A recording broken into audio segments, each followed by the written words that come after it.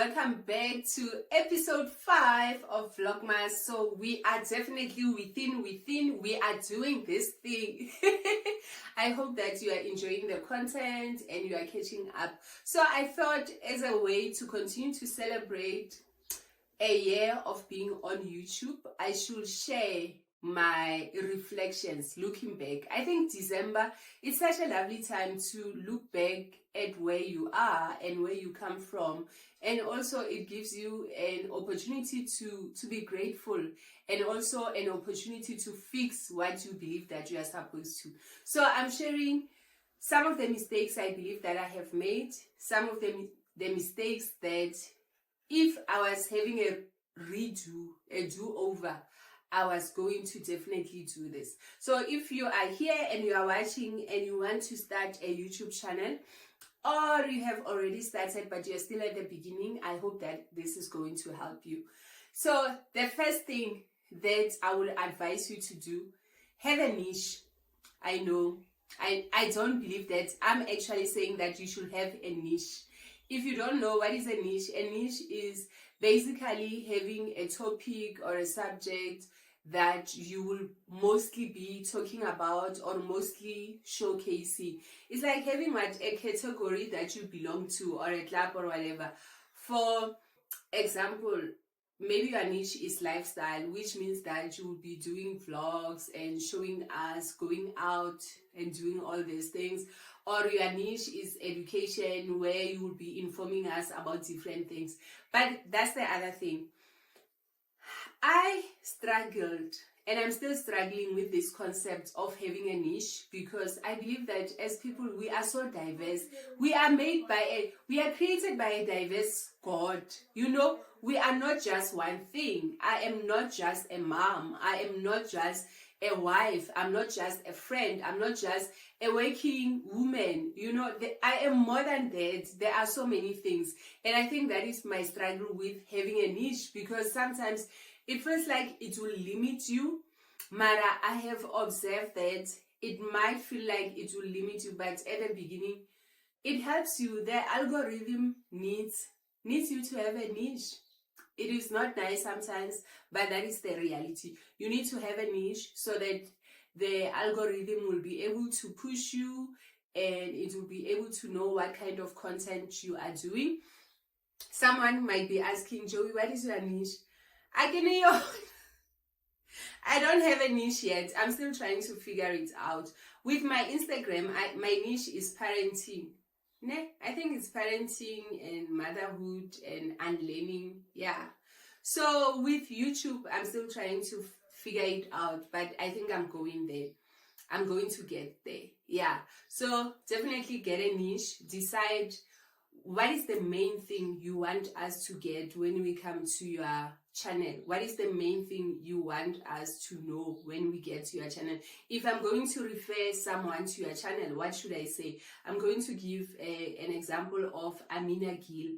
Like, she does homemaking, do it yourself projects, cooking, cleaning, all these things. So I know that I can say, oh, if someone says, you know what, I'm actually looking for a recipe for what, I can say you should go to her channel, Ayo's Cooking, or you can go to her main channel, to know how to cook or all these things. So have a niche. And the thing that is boring, what I've noticed, the more, when you are big, you don't really need a niche. When you are big, you can talk about anything, and because you have a community, you have an audience, people are just going to watch. Unfortunately, when you are still starting out, and you need to have a niche. That's the first thing. Then the other one, this one, it's don't use shorts. Okay, I know this one. I shared about how I went to an event, a YouTube event, where the reason why I was invited, it was for YouTube Shorts community. But I have noticed that use shorts if that is your main focus. If you are someone who's interested in short form content, use shorts. You will grow so quickly, you can get your audience, and it will work for you.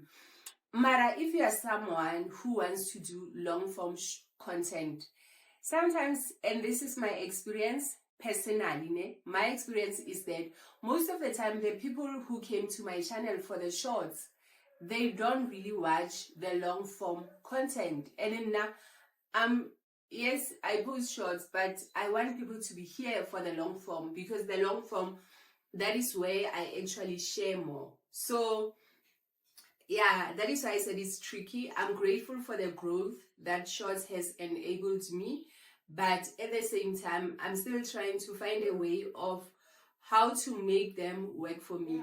How I think my suggestion, if you are going to use shorts, make sure that they are related to whatever you want to share on your long form content.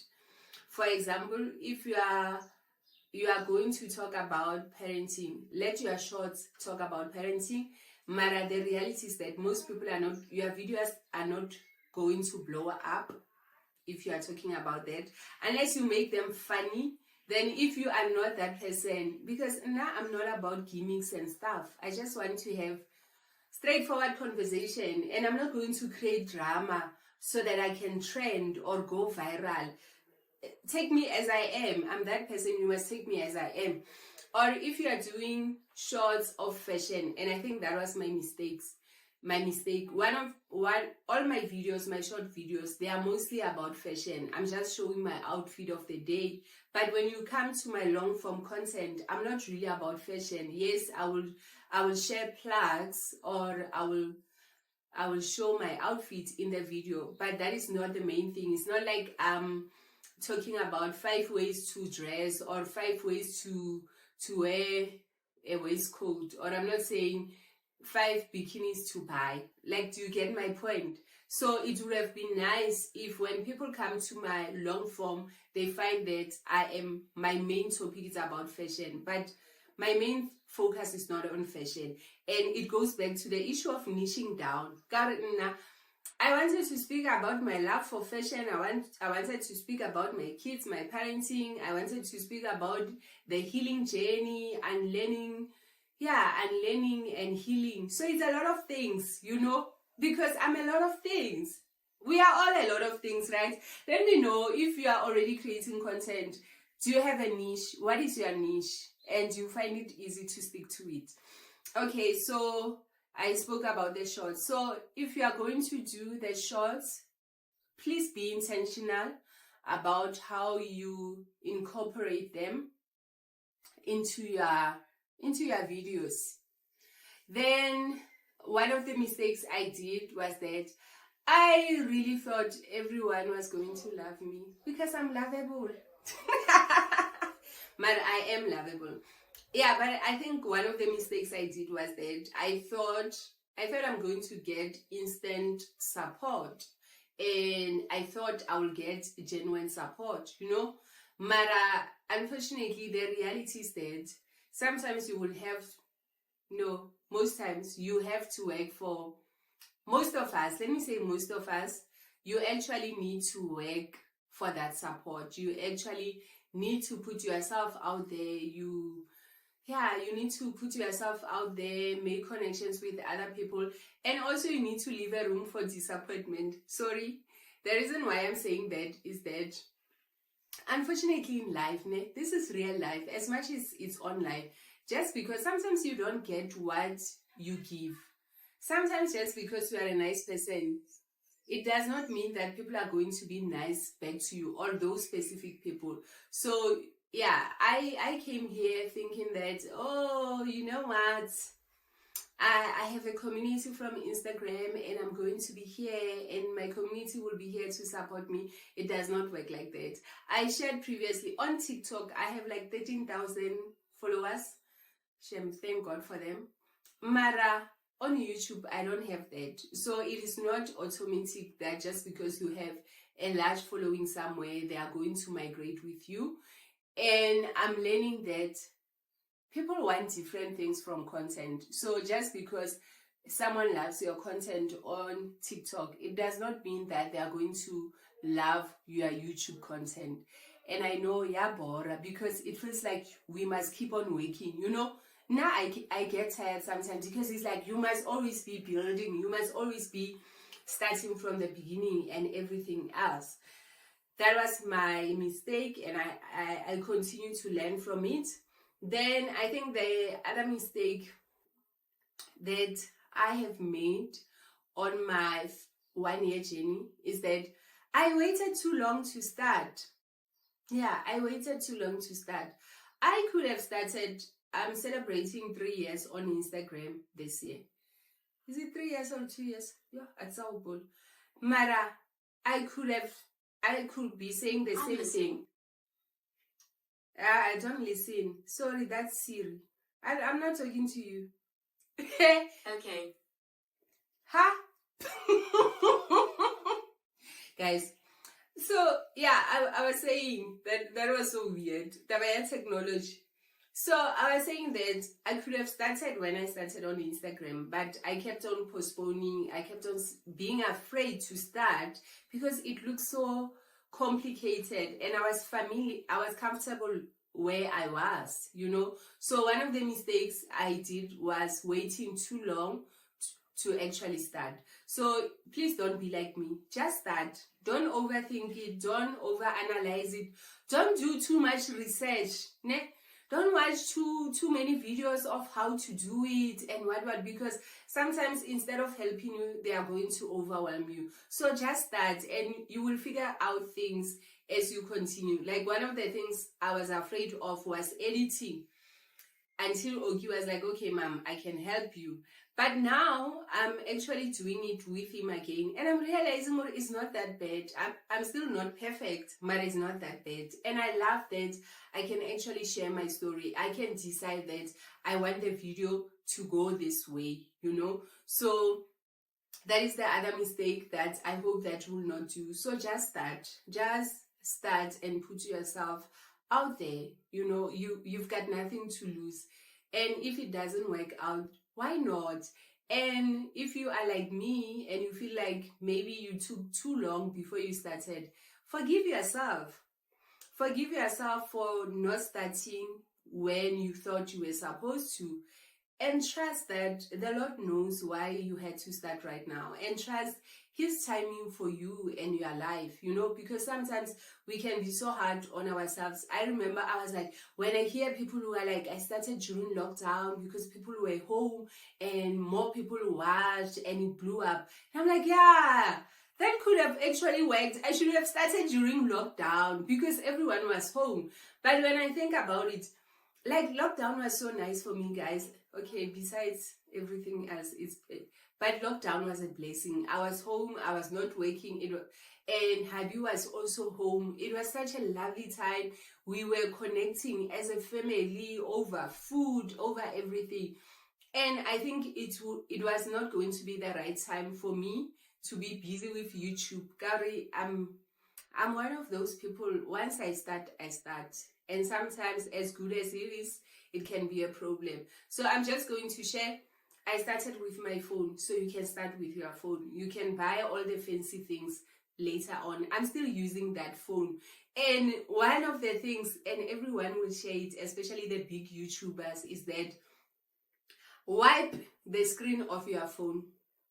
That is the one mistake I kept doing and I keep on doing. And family, when I tell them, Le Auntie Bongi, when I say, please wipe the screen, they give me that look, I'm overreacting.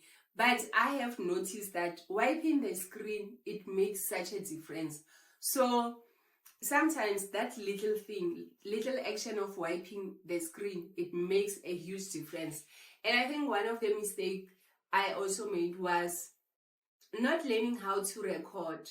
God, sometimes we focus so much on ourselves, making sure that you are ready, making sure that the background and everything is good. But if the recording was wrong to start with, nothing is going to save it. Like if the clip was blurry or the sound was not good, even if you try to edit it, you can't really edit it. So I think for me, if I had a chance to do it again, I was going to learn how to record. Like, not even fancy, not complicated, just how to do a basic recording, to understand the different times. So, okay, which time is suitable to make a video, which one is not.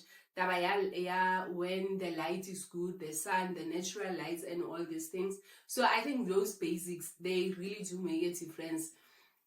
And you should not worry so much about the big things. Yeah, so I think those were 5 things. So those are some of the mistakes I have made in my first year, and I'm learning. I continue to unlearn and learn. And I think the last one, yeah, what was the last one, was, no, it's fine, guys. It's fine. Yeah, so let me know. I hope what stood out for you. What are you going to implement? What are you going to implement on your journey? And I am just so grateful for this 1 year. I'm grateful that I have come so far. It has been good.